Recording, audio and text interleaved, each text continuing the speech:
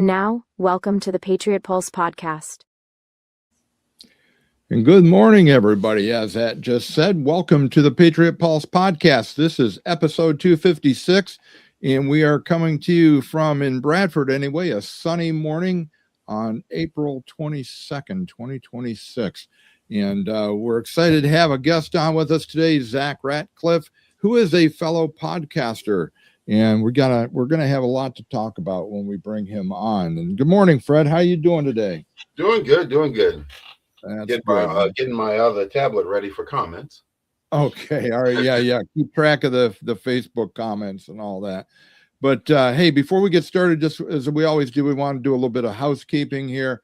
Help us overcome the algorithms that are shadow banning us. We've been doing this for 5 years now, and almost right from the beginning, Facebook and other platforms never really liked a lot of what we said, so they do their best to shadow ban us. So if you're watching us on Facebook, click like and share, help us get out there. But as well, we're also on, we're going live to Bradford TV, which is part of OBBM Network, and we're live to Rumble and X, Kick, and Twitch, and YouTube. And you can find us just about anywhere. Just look for the Patriot Pulse podcast. So if you can help us overcome the algorithms, we would truly appreciate it. Hey, before we bring our guest on, let me do a little bit of business with America here to help pay the bills and help keep this show on the air. So give me about 30 seconds of your time here, please. Need to get your brand noticed, remembered, and loved? At Everything Printed Promo, we turn your logo into walking, talking, shareable billboards. Whatever the occasion, we make you look amazing every time. Pens, shirts, drinkware, tech gadgets, you dream it, we print it perfectly. Visit everythingprintedpromo.com or call 888-619-9286 today. First-time customers get 15% off. Let's make your brand unforgettable. Okay, good deal. Well, as I mentioned, we have a guest with us today. His name is Zach Ratcliffe. He has a podcast called the Zach Ratcliffe Show, and he's from Texarkana, Texas. Born in Hope, Arkansas, the hometown of Bill Clinton, but don't hold that against him. Just about 30 miles east of Texarkana, where he currently lives. But he's always considered East Texas and Southwest Arkansas his home. So first and foremost, Zach likes to say he's a Christian first, a dedicated dad, and a grateful son. And these three roles are the guiding principles that he strives to live by every day. And he says he's been surrounded by a lot of role models in his life that has helped him build strong character, helped him build his faith, and gave him a good work ethic. We told him as we were on before the show started, he's got to get up to this part of the country because he's a lifelong outdoorsman, hunted everything from birds to elk, as he says, and up in this area we do have our share of critters running around. So, but whether he's in the deer woods or coaching his daughter on her first hunt, or serving his community, his aim is to honor God and carry forward the rich legacy of faith, character, and integrity passed down to him through generations in his family. So without further ado, let me bring him in. Zach, welcome to the show. Glad to have you here today. Hello, Jim. Hello, Fred. Thank you both for having me. I'm excited to be here. Watch some of y'all's episodes just so I got a feel for everything. And man, I'm just excited to get to talk to new people. Yeah, well, like I say, this is to have another podcaster on the show. I don't think we're not going to have to worry about things to talk about. Let's put it that way. yeah, it should go quickly. Yeah. So, hey, before we get into any of the subject matter that we want to talk about, give us a little bit about your background. For example, how and why did you start your own podcast? And I'd focus on the why, because I'm always interested in seeing why people do this kind of thing. Well, it's not to make a long story endless. but it's one of those things that it's kind of like in 2020, I accidentally ran for Congress, and I did that through my dad saying the guy when John Ratcliffe became Trump's first DNI.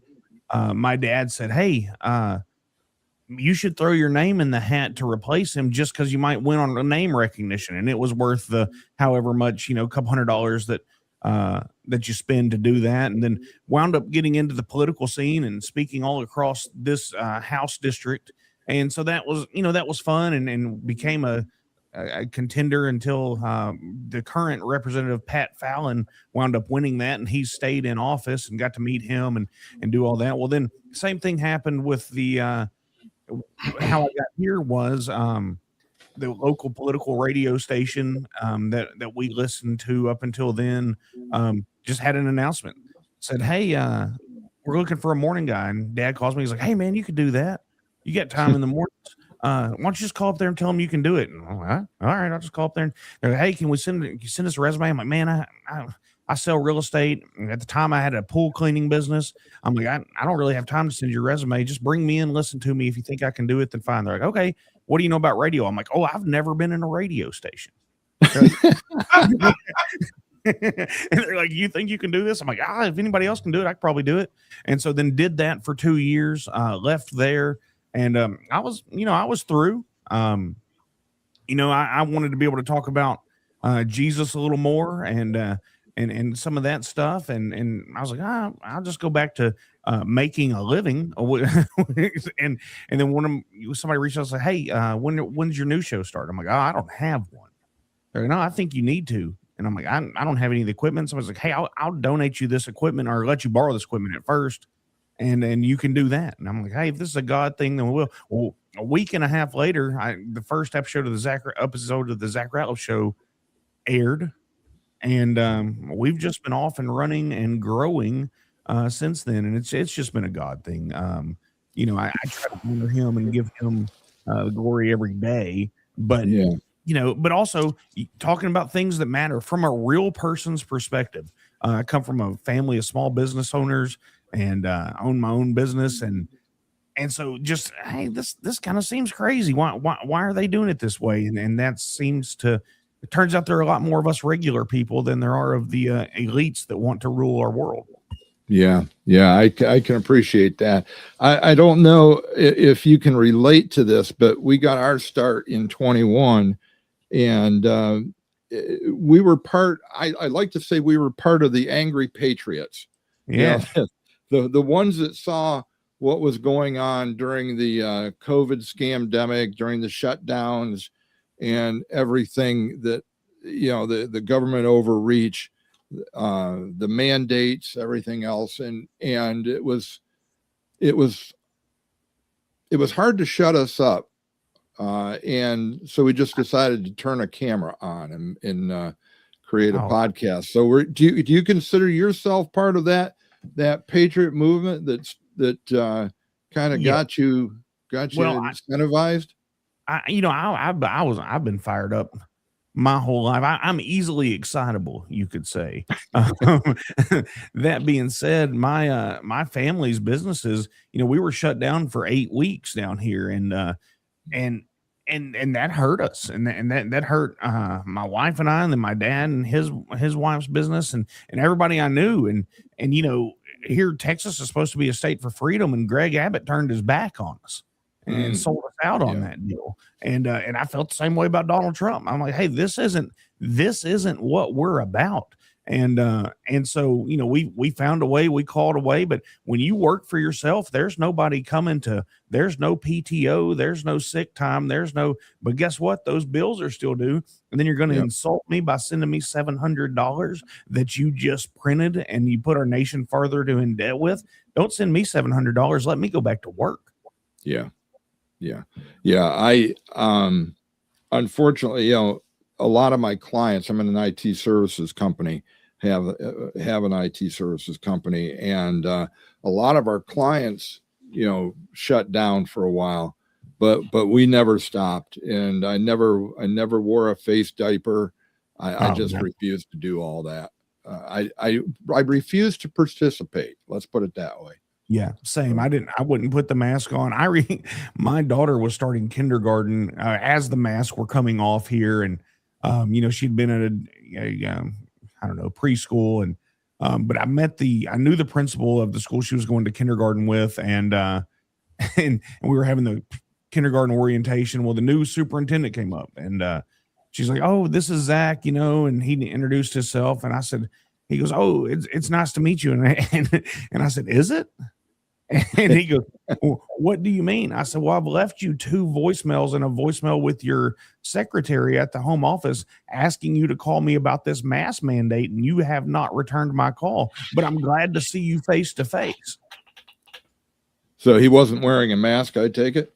No, he wasn't. And look, and we didn't go back to mask after that, but I said, "Hey, if this is going to be a problem," I said, I sell real estate, which allows me the time to carry a sign back and forth in front of your administration building every day until you let our kids take them off. There you go. There you go. Well, we got Fred's wife, Tanya, and Fred as well, very active with our local school district. And there was a lot of activity around there. As a matter of fact, I got barred from entering a school board meeting because I would not wear a mask. I had a city police officer standing in the door blocking me, would not let me come through because I wouldn't wear a face diaper. Isn't that crazy? It's just crazy. And that didn't even work. So, hey, let's get one of the things I wanted to talk about, because again, I wanted your opinion from a fellow podcasting point of view. I've asked other guests about this, but how do you feel, especially down in your area? Because Texas, even though they're claiming it's starting to turn a little purple, it's still a pretty conservative state.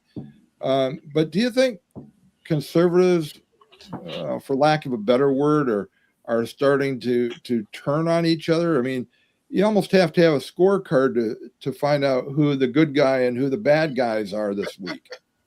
Well, are conservatives starting to turn on each other? Yeah. No. Well, maybe, but my thought is, everybody likes to refer to them as rhinos, but I call them the Democratic wing of the Republican Party. There you go. And so those people have infiltrated conservative circles because they're snakes in the grass and they're cowards, and they're afraid to win. And so they're fomenting the outrage between us would be more my stance than our conservatives turning on each other. Yeah. I was going to say rhinos, and you hit it right on the nose. I thought of this the other day. I kind of thought of it like in the conservative group of people in this country. I think maybe what we're seeing, and you can disagree with me if you want or agree, but I think to use a biblical term, we're starting to see the separation of the wheat from the chaff. Yeah. Okay. Yeah. The cream will rise to the top, right? Yeah. So and I consider the true conservatives the wheat, and the chaff are what you're talking about there. The Democrats in Republican clothing that we just had. As a matter of fact, I did a post on this on Facebook this morning. Our Commonwealth Court in Pennsylvania just overruled a legislation that banned public money funding abortions. Okay, in other words, the Commonwealth Court, which is an appeals court in Pennsylvania, said no, that's wrong. You've got to, abortions are a right, and you have to fund them if they ask for them. So and here you go. The deciding, it was a 4-3 vote. It's a panel of 7 judges, 4-3 vote. And the president, I think they call her the president judge, but anyways, the deciding casting vote in the 4-3 vote was a quote unquote Republican. And I use that term loosely. It's ridiculous. I always say when it comes to the abortion issue, okay, if you're for free choice, wait till the kid's 5 and then ask them what they think about it too. And then you have the option. And then people are like, oh, that's crazy. I know. It is crazy. The whole thing's crazy. It's murder. Yeah. It's murder, Yeah. period. You know, Yeah, go ahead. I'm sorry. Yeah, no, go finish your thought. As far as the rhino Democrat wing of the Republican Party and conservatives turning on each other, you got to look for what's happening down here. You know, the grassroots, you know, and we're getting ready for the Republican Party of Texas convention in June, which I'll be attending as a delegate for my county. We're getting ready to have that and set our rules. But, you know, you have to realize that there's been $130 million spent by the rhinos for John Cornyn right now. And he's still trailing to Ken Paxton. So the Republican Party, the power establishment, the those that view themselves as elite, they've turned on us hard down here, even as far as our speaker in the House, in the Texas House. So there is an intra-party war going on in Texas right now, and you're seeing that in the U.S. Senate race. Mm-hmm. Mm-hmm. Yeah, you know, it's interesting in Pennsylvania. There, until recently, I was a member of the McKean County Republican Committee, and I was also a delegate to the state from McKean County on the state committee. And for a couple different reasons, I'm no longer on there. But one of the things that annoys me is the position of win at any cost. In other words, let me put it to you this way: we have a lady that's running for governor. She was endorsed by the state party. No, she was picked by the state party months ago, even before our primary. Our primary isn't until May, but she was endorsed and picked by the state party. But long story short, when she's the current state treasurer, when she was a state treasurer, she was pretty vocal about being pro-life. Yeah. Well, since she's been running for governor, you hear crickets, no mention of that whatsoever. And even had some differences in our own county committee where they expect you to, in the interest of winning, you give up your values. You give up what's important to you. And I just said, you know, I'm sorry, I'm not going to compromise my values to win an election. That's exactly, that's what you expect out of the Democrats. You know, I had a coach on here that was my dad's coach and was one of my coaches and helped me learn, you know, weightlifting and all at a younger age. But he's also a historian, but he's a cowboy, a real cowboy. Mm-hmm. So his example was, he goes, Democrats always ride for the brand. It doesn't matter what's behind it. They ride for the brand that's on that cow, or they ride for the brand that's on that saddle. So we would expect that from the Democrats. So when the Democrat wing of the Republican Party starts compromising their values, that's why we're all shocked, because that's what we expect from the other party.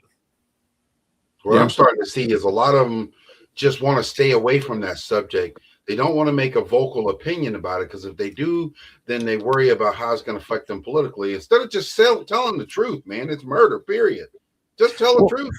Yeah, that's absolutely right, Fred. And here's the problem: we've been so indoctrinated with political correctness and don't hurt somebody's feelings. And oh my gosh, what if somebody doesn't like you? You know, I grew up in a time of sticks and stones may break my bones, but words will never hurt me. Words are, you know, I'm rubber and you're glue. What'd you say? Bounce off me, sticks to you. And you know, my dad told me, get up and rub some dirt in it. And hey, if you got too much of a problem, hit them in the nose. and so, you know, we've gotten so far away from that. Now everybody just so sensitive, and then everybody's afraid to say anything, and it's been used as a tool against us. Being the silent majority has worked completely against us, and we've all fallen for it. We don't need to be the silent majority. We need to be a vocal majority that actually stands up for what we believe, and we're proud of that. And I know a guy who works for the newspaper, and I talked about the abortion pill that's killing people. That people don't want to talk about this subject. They stay away from it. Yeah, He wanted to print something about that and was told he was not allowed to print anything about the abortion pill. We stay away from that subject. It's just wow. We're just owned by our elite overlords, and they just want to. We just have to be good serfs and pay our taxes, and they only charge us taxes to keep us down, to make sure we know we answer to somebody, and then if as long as we do what we're told, then we're free. But if we don't, we're punished. Yeah, right. I think we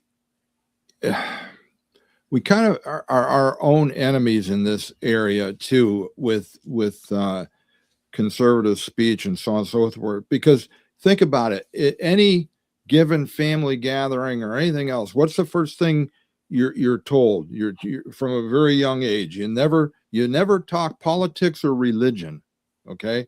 But in all honesty, those are the two topics that are most jugular to everything going on in this world.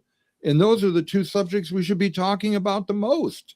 That's absolutely. Well, Jim, and you don't know this, but that is not how we are in my family. Everybody's pretty quick-witted, and you come with your best political and religion speech ready, because you're going to be questioned, you're going to be called, you're going to, iron sharpens iron type deal. You're going to be sharpened, and we're going to talk about it. I come from a family of successful people who are not afraid to step forward and have that conversation with who, and it's never rude. It's never harmful. It's never with malintent, but we got some strong personalities over here in the Ratliff clan. and so that's never been, so I've always been amazed when I hear people, oh, you can't talk about that, with family, or we're like, hey, actually every year on the radio show and then on the podcast, I do a list of 25 things you should talk about at Thanksgiving. And then I just go through the list of what they say not to talk about and make fun of it. Well, it's funny. I have a, how do I want to say this? I have a stepdaughter that is, boy, she's about as far left as I am right. And my wife, to keep peace in the family, my wife is forbidden political talk, because we have got into some pretty interesting, I won't even call them discussions. That's too polite. We've gotten to shouting matches over it. Let's put it that way. So to keep peace in the family, my wife kind of says, no more politics or religion, unfortunately. But I am pretty outspoken in every other area when it comes to those two things. And down here we probably have a little different view. One of the first things we ask you when you move to town here is, what church you going to? We're sizing you up from the go. Well, where were you going to church? Oh, you're new in town. What churches have you visited? Oh, I hadn't visited any. Why not? It's a little different down here. Yeah, that's pretty good. Mom's not here anymore, but if we would have had, with all the stuff that's been going on in politics today, and oh my goodness, it would be, we'd have to do what you do, Jim. We just have to stay away from politics because it's going to blow up. Well, that's just in my family. I mean, again, on social media and when I'm in conversations with other people, I'm pretty outspoken about that. Me but too. I want to keep my wife happy too, and that's part of it. I don't want to, even though she's conservative like I am, she's more sensitive, and I don't want to cause her a nervous breakdown over it. Well, it's not worth the strife at some point. True. And I think it's important. You mentioned church. What church you're going to.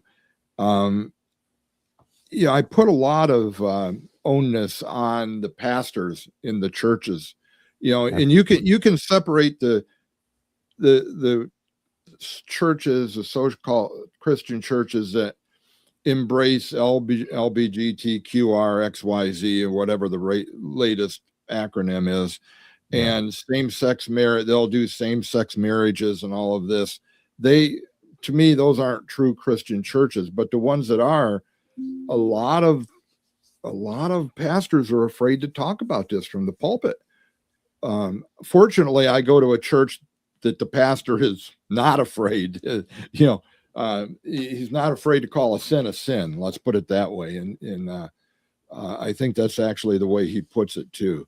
But the way I see it, some of the churches have degraded the Christian faith in this country. I know my pastor has been arrested for defending the Abortion Acts, and he don't care. Arrested? Yes. Yeah. Now you go to a church up in New York State. He ain't been arrested recently, but he was at one time. Oh, okay, all right. Over protesting abortion. That's wild. Well, while we're on the, I'm going to jump around a little bit here, because while we're on the topic of religion, I wanted to bring this up because this is I'm going to light the fuse under Fred here. I know I am. Oh no. But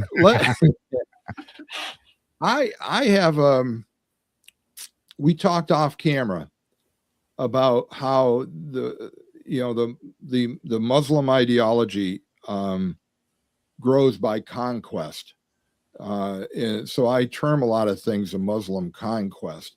And Texas is seeing their, like Minnesota and Michigan, Texas is seeing their influx of Muslims and Muslim communities down there, aren't they? Oh man. We measure everything in hours in Texas when you're driving. So I'm about 3 hours from Dallas. If you're, you can make it in 2:45. We're allowed. I don't know what are y'all speed limits up there before you get up to it. It's state speed limits 55, but most of the interstates are 65. Yeah. Okay, so we're driving 75 to 85 on our interstates down here, and you do well in Canada. Yeah, I mean we're rolling. It slows down to 65 through towns. And so I'm like I said, 2 hours and 45 minutes from Dallas if you're setting the cruise on 82.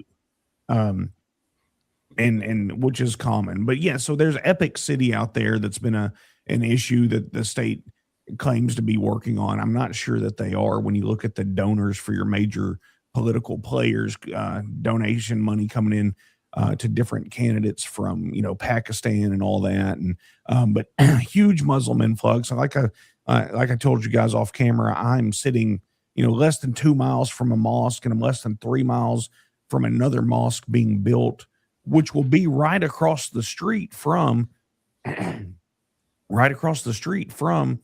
administration building for a local school district. Oh my God.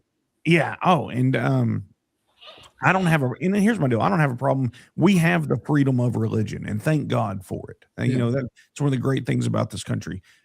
But where we have a problem in Texas is we have at least 2 that have been reported Sharia courts operating in the state of Texas. Oh my goodness. And so you can practice your religion, but you don't get to choose your form of government. You need to be part of the United States Constitution, part of the United States government, part of the Texas government. And that's where the issue is. Even my daughter had a substitute teacher last year, maybe the first of this year, who came in and was wearing a hijab, and she came home and asked me about it. And there ain't no political correct answer coming. And I said, well, and I just told her, and I asked people in the school district, I said, well, would a man be able to come and wear a baseball hat as a professional garment, or would he be able to wear a bandana or a handkerchief over his face? And of course I got a roundabout answer that didn't really amount to anything. But yeah, there's a huge influx of Muslim, and I have Muslim friends. However, when you get to the Sharia side of it, and that's where the miss is, we can't have the Sharia courts. We can't have the Sharia. That's not that doesn't work with the American way of life. True. The other thing that doesn't work with the American way of life is if you have somebody that is a devout follower of Islam, it's right in their documents, their Quran. they're either to convert or kill infidels Exactly. Or enslave. or enslave. Yeah. There is a little codicil in there that they'll let them live, but they have to pay. And I can't remember the term for it that they have, but it's basically an extortion tax to live in some of the countries where Islam is the predominant ideology. So, there's nothing you said off camera, Zach, that they're quote unquote, they claim they are the religion of peace. Yeah. Oh, yeah, right. Right. Mhm. We must have a different definition of peace. Well, it's kinda Tell them like to the read their Hebrew. own Quran to you and tell me that's about peace. Well, hey, look at Muhammad.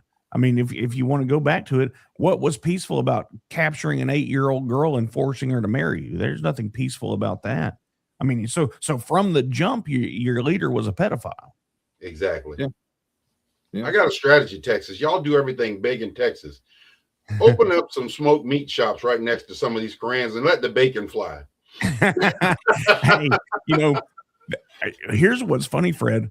That's a real conversation that I've heard down here. Well, maybe that's how you drive them out of areas, because I think one of the big problems is it's not necessarily Muslims or followers of the Islam ideology. It's the fact that I think we can thank Obama for opening the floodgates he was letting all the immigrants in from Somalia and some of the other African countries. But what they do is they congregate into certain areas. Fred, like you were saying, Dearborn, Michigan. You got places in Minnesota. You got places in Texas, and they create enclaves. Well, and not even just Muslims, as far as the H-1B stuff in Frisco, Texas, you have it falling to Indians from India. Yeah. And the H-1B thing's huge here. All right. Tell me what H-1B is. It's a visa program meant to bring workers in from other countries. And I'm not an H-1B visa expert. And so I don't want to misstate, but that's the genesis of it is bringing foreign labor in for areas that you don't have enough workforce in the country is my understanding. Okay. If I'm off, I'm off. All right. I mean, they call everything racist, but Schumer can sit up in Congress and sit there and go, if we get rid of the illegals, who's going to cut our grass and who's going to mow our lawns and who's going to lay? Come on, man. You can't tell me you ain't treating these people like slaves when you're fighting to keep that. That's absolutely right, Fred. Well, but as you know, if you're a liberal, one, you're obviously smarter than everyone, and you can't be racist, so it doesn't matter, right? Because you're smarter and you're a liberal, so you can't be racist. But Fred, obviously, you have as a gentleman of color, then you just hate your own race, and that's why you would say something like that. Hey, I'm a terrorist, they say. You know that, don't you? Yeah, that's exactly right. That's exactly right. How dare you? So they're just going to label you an Uncle Tom or a terrorist or a hater. That's what they do. And then everybody kowtows to it. My best friend in the world, well, not in the world, but one of my best friends in the world is he's a black guy. Mm-hmm. And so we have this conversation all the time. And it's like, so I went on another podcast and said this about the illegals and all this. I said, hey, this is slavery when you don't have to pay them a fair wage. When they just, I said, well, because this other guy on the Democrat side said, well, they get an education. They're given, we have to give them food stamps so that they can survive. I said, oh, okay. So we teach them to read, or we have a school for them. We feed them, we give them housing, but it's not as good a housing as we have. We expect them to do our dishes and clean our houses and mow our yard. That sounds a whole lot like a plantation. It is. 100%. Good point. It's what I've been saying for years. I call welfare legalized slavery, and all these people don't realize they're still on the plantation. They just can't see it. And they don't have to work anymore. They just have to vote the right way. That's Exactly. what they're slaves for, the vote. Yeah. So Well, you bad. know what they say, and this has held true for years and years, is that people will always vote for the free money, and they'll never, as long as they're getting the free stuff, they're going to keep voting that party in that gives them the free stuff. Breads and circles. Because Tom even made a comment here. There are plenty of people to work, but with welfare, why work? Exactly. And we. Well, yeah, when you Yeah. can get it from the makers like us and give it to the takers, why would you work? Mhm. Yeah. I mean, if you did the whole scamdemic, if you paid attention to it, the major companies didn't get affected by it. It was the mom and pop places that got crushed by it. Yeah, And the bottom line is that's what they wanted. That was the control move. You notice they bailed out the banks when the banks got in trouble. All a control move. Yeah. We're gonna smile. We're gonna smile on those who do what we say, and we're gonna turn our backs on those who don't. We're gonna punish them until they submit. And which that's the way tyranny begins. Yeah. Mm-hmm. Yeah. Hey, I want to give a shout out to some of the people that are on with us today. We got Charlie, Tom from downstate here is always a regular listener. We got Diane and Kelly from Warren. Brian's on there with us. And just for anybody that's come on a little bit late, we're talking with Zach Ratliff from the Zach Ratliff Show, based out of Texarkana, Texas. And we're happy to have him on the show with us talking about all these subjects here. So, we got Mike on too. So good morning, everybody, and thank you for joining us. But getting back to that, the whole thing, and I'm going to ask you this straight out. I think I know the answer, but again, I think it started in earnest when Obama was in office. He of course famously said he wanted to fundamentally change the United States of America, and he did it by importing a huge block of Muslims into this country. Right. And with them their ideologies, and with them their Sharia law and everything else. And I would suggest to you, and please comment both of you on it, I think this was by design, and his original design was to destroy the United States of America as it was founded. He wanted to fundamentally change the United States, and that's what he was doing. He wanted to destroy the patriarchy. That's what his whole plan was. Yeah, absolutely. Why else would you give Iran $1.7 billion? Why else would you be okay with opening the borders? Yeah, why else would you be okay with not making people assimilate? Do you also remember when Obama said, people are going to have $8 a gallon gas, right? It was all to cripple us. It was all to punish us. People are like, well, I still want his president to be successful. I did not. Because he hated us. He was against us. Yeah. And even when he ran the country again, when Joe Biden was president or whoever did, it was the same thing. And so, yeah, I'm 100% with you, Jim. Yeah. He's still calling the shots in the Democrat Party.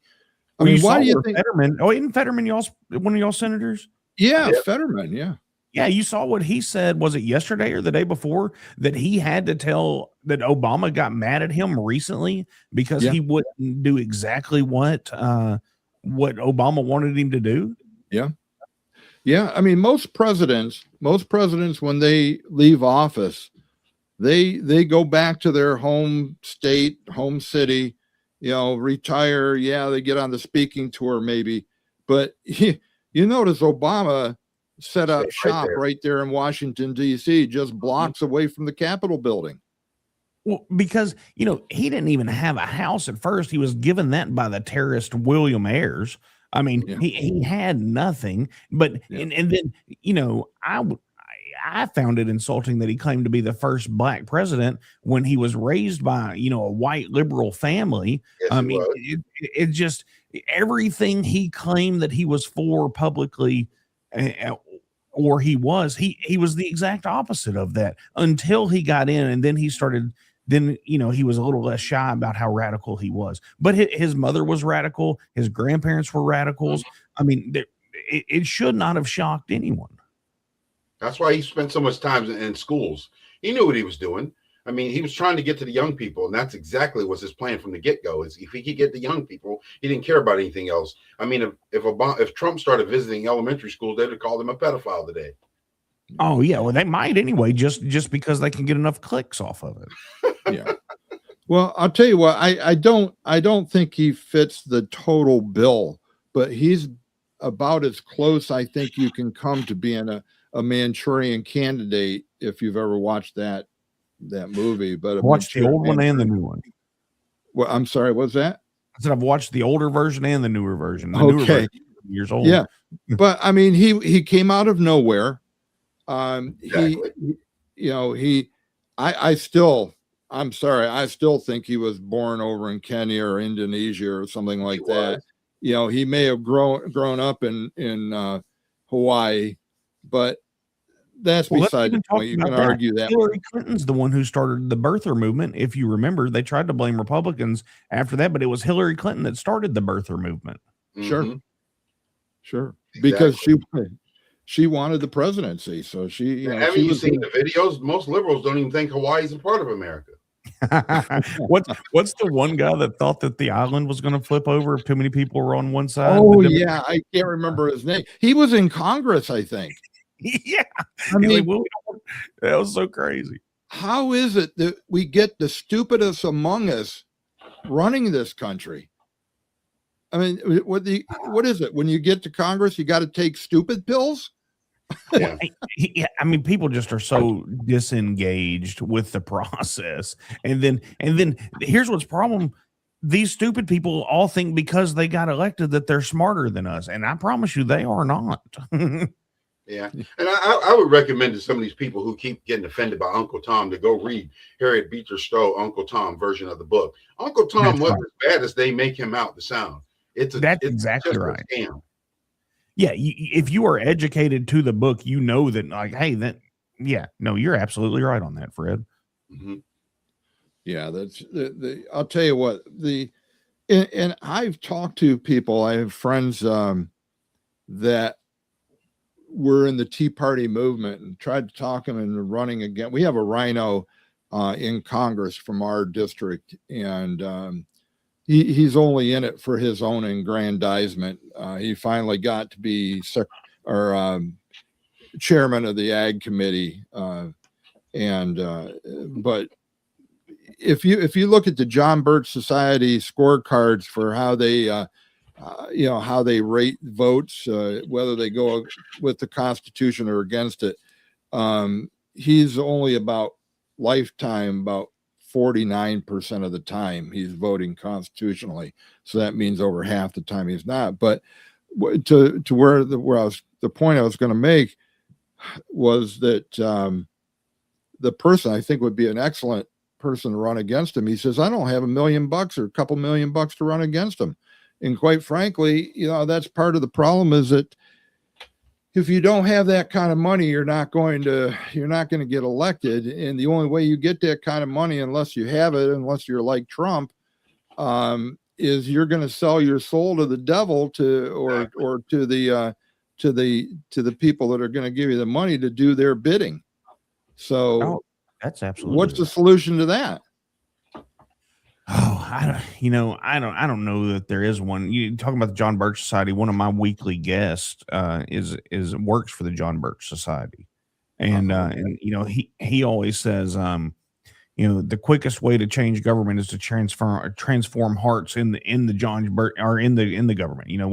We've got to pray for these people to come around and see the light. A lot of times, I think is the quickest way. I don't know how we fix it. Yeah. In our state house district race, not this year or this past, but the election 2 years ago, I think $1 million was spent for a Texas state house district race. Look, that pays $6,000 a year, and they spent $1 million to get elected there between all three campaigns. Well, what's that tell you right there, Zach? It tells you the people that put him in there because they want him to do his bidding. Mm-hmm. Yeah. That's exactly right. Why else would they spend that kind of money to get him in there? Hey, the Senate race, when John McCormick defeated Casey, and Casey was the Democratic incumbent, McCormick, that was I think it's still the record.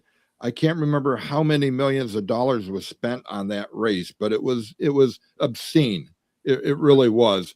And again, like you might make 130 million for the John Cornyn by himself for a primary that he's going to a runoff. Like $130 million here.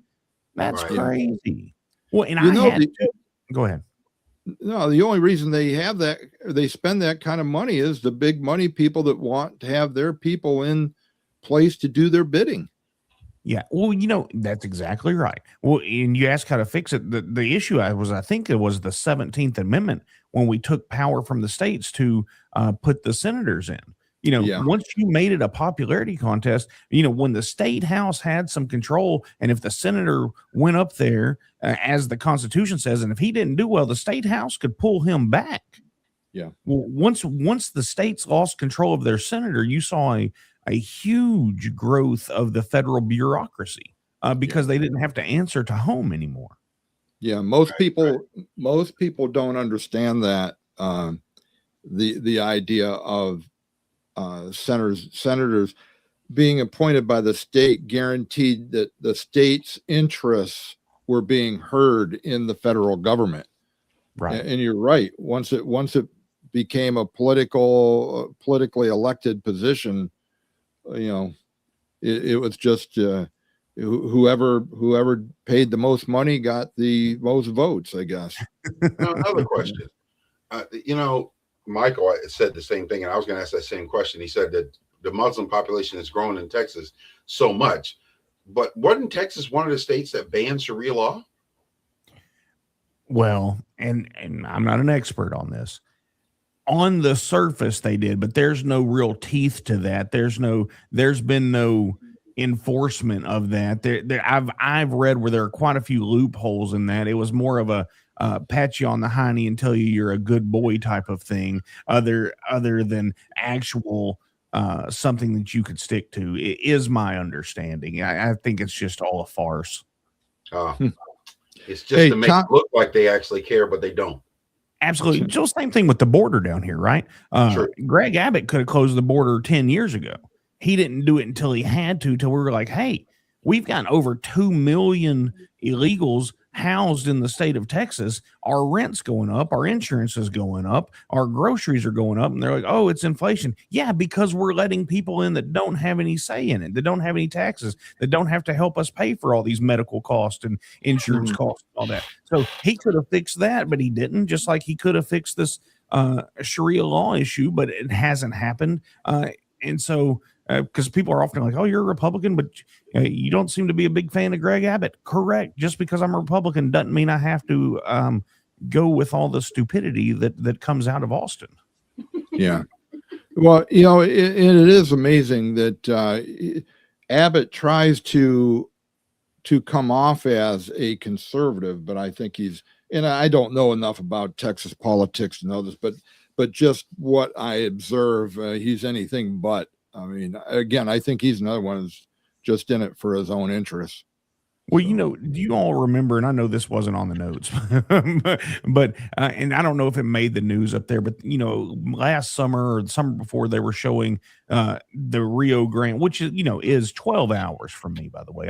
But I'm on Highway 59, which is the number one drug and illegal road coming into the U.S. But they were showing the part of the Rio Grande where they had these big floating orange balls to stop illegals from coming. Do you all remember seeing that? I remember that. I heard something about that. Yeah. Okay. Well, the dirty little joke is less than half mile down the river, you could just walk across. There was nothing there. It was all for photo ops. Wow. So, I mean, that's the. It's interesting why Texas never, I mean, was it a money? Did they claim it was a money thing? I mean, obviously Trump is coming up with them. I'm assuming the border walls are still being built down there. Do you know anything about that on the borders? A mile a day. Okay, mile a day. So they're still being built now that Trump's back in office. But was it a money thing in Texas? In other words, they didn't think Texas should have to foot the bill for the thing. I don't know. If you look at Mexico's GDP indicators, one of their top 10 GDP indicators are wire transfers like Western Union or whatever from the United States. So, I managed banks for almost 10 years. And in one of them, we would do wire transfers, and you come in with a handful of cash, you buy your Western Union, you send it home to Mexico every Sunday. It's a thing. Because the Mexican guys, they don't necessarily work on Sunday, but they go buy their groceries, they have their family time, they send money home. And so there was so much money going home.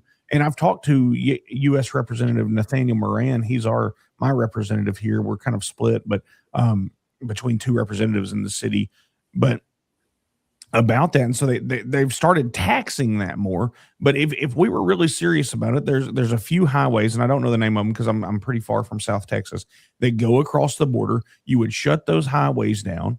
You would shut down the way to transfer money. You just say, hey, we're not doing any more wire transfers. You would make it so unappealing. You don't get any more free cell phones. You kind of have to get off the SNAP program. You have, they're incentivized to come here. And so that's it. So I don't know exactly what the issue was, so much as just like you all said earlier, there's a donor class that wanted the cheap labor, that wanted this thing. And listen, if you have 500 rent houses that you're able to rent because you have 2 million new renters, you're probably not too mad at it either. Especially, you got the government paying the majority of the. I mean, up here in our area, they have a Section 8. It's called. Yeah, we have Section 8. Okay, so yeah, that's a federal thing, right? I don't think it's just a state. It's federal. Okay, so Section 8.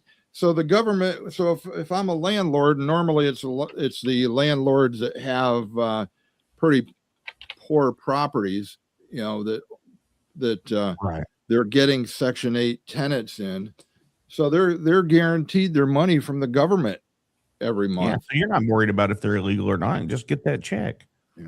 Mm-hmm. You wouldn't think Pennsylvania, or at least our little corner of Pennsylvania, would have a problem with this. I mean, we're like I think I told you in one of our earlier conversations, we're centrally isolated, we like to say, in that.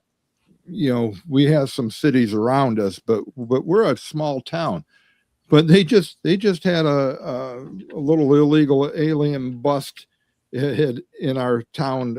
Was it last week, Fred? Yeah, they rounded up a few. But really, there are companies that we know about in this town that are hiring illegals. Maybe they don't pay them as much. I don't know. You can walk. Speaking of Walmart, Fred works at Walmart. You can walk through Walmart and see a group of people speaking any language other than American, and they'll have one with them that does speak English. Okay, but in other words, even a small town like Bradford, Pennsylvania, has our problems with the illegal aliens. And I even approached the mayor at a city council meeting one time and asked him about it, because I heard that certain businesses in town were openly employing illegal aliens. And he said, yeah, they are. Nothing we can do about it. So the guy's supposed to be the mayor. They take every elected official takes an oath to uphold the Constitution of not only the United States, but of Pennsylvania, and yet turn their back and turn a blind eye on illegal activities. Exactly. It fries my bubble. And that's not just with the immigration issue. That's with everything. Look at all the corruption that we're seeing now become unmasked across the country. They've turned a blind eye so much. And I'll tell you what's changed all that is the powers that be never imagined something like an artificial intelligence that could go through all the documents of everything happening and expose them. And so that's why we're seeing so much of it. It's because they weren't prepared for the technology to catch up with them. They've been grifting off, they being the elite, have been grifting off of us in every way, from USAID to from government programs. Look at Minnesota. Look at Even in Texas, there's some of it. They'll tell you that there's not. But look at California in every way. And now all of a sudden, technology has made it to where these people like that Nick Shirley can go and say, "Hey, this doesn't look right," and now they're scrambling. Now I think we're about to have them on the ropes. Is the good news. Yeah. Yeah. I hope you're right there. They Well, do I'll tell you what, everything to get us fired up.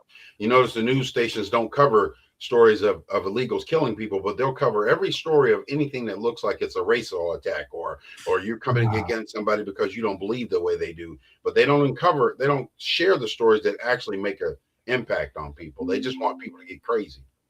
Well, once again, it's because the Christians are hateful and every other religion's peace, and we're the bad guys. Oh yeah. And well, I'll tell you what, we're all racist and sexist and bad guys, and so once you understand that, it all makes sense. Yeah. Well, we're getting up to the top of the hour here, Zach. I'll give you a couple minutes. Any last comments or anything we didn't cover that you want to? I do want to tell people that you can follow Zach on the Zach Ratliff Show. He's on OBBMnetwork.tv, but he's also on Spotify and a few other platforms as well. So just search for the Zach Ratliff Show. But any closing comments, Zach? Always, first of all, thank you guys. Thank you for the opportunity. I appreciate it. I've enjoyed the conversation. It's good to know that there are like-minded people elsewhere in the country. And like you were talking about the media, they've done a good job of making us feel isolated, making us feel like we're the minority, making us feel like our views are crazy when they're not. They're carried by the majority of the country. So thank you for opening up and just having an old boy from Texas come on and talk to you. And so I appreciate that. One thing I always say is, or I try to always say is, a lot of this can cause despair. A lot of this can seem daunting. A lot of this can seem dark. A lot of this can seem hard, but there's hope in Jesus Christ. Amen. Yeah. Without him, there is no way. He is the way. He is the truth. He is the life. And no matter what, no matter how hard it gets, no matter what you're going through, I've spent 11 days of my life in a coma. I had to learn how to read, walk, talk again. Jesus Christ, he won't necessarily make it easier, but he'll make it peaceful for you. So that's your hope. Yeah, I agree. That's a good point. And as I mentioned to you before, we try to blend, talking about God with our politics, because, you don't separate the two. That's and right. We appreciate, one of the things that we always do, Zach, is we always close our podcast with a word of prayer. And Fred is our prayer warrior here. I always leave it up to him because he's much better at it than I am. But Fred, I'm going to ask you to close us out in prayer here and hold Zach up in prayer and what his mission and ministry is down there in Texas. So if you would, Fred, take it away. Yeah, I agree with you, Zach. I think the problem is this world always tries to give us an option, always tries to make us think that there's no option to choose the moral way out of a situation. God always offers a way, and there's always a door. He always gives you a way to get out of a situation that's going to compromise your faith. So I just pray right now, Lord, that you would bless all the listeners, Lord. Give us that spiritual boldness. And I just pray for that wisdom like I do every week, Lord, that we would get a wisdom and a plan straight from heaven on how to deal with this attack from the enemy, because we know that this whole Islamic movement is a move by the devil. I don't care what anyone says. I ask, Lord, that you would give us a strategy, give us a plan, and bring more of us together, Lord. It's good to find other brothers who are like-minded, but Lord, who also believe in you and trust in you for all things. And I just ask, Lord, you would bless every listener, and that this word would not go void. In Jesus' name, amen. Amen. And again, Zach, thank you so much for joining us today. We've got people on our comments here saying we got to get you back. So we will stay in touch and get you back on the show again. So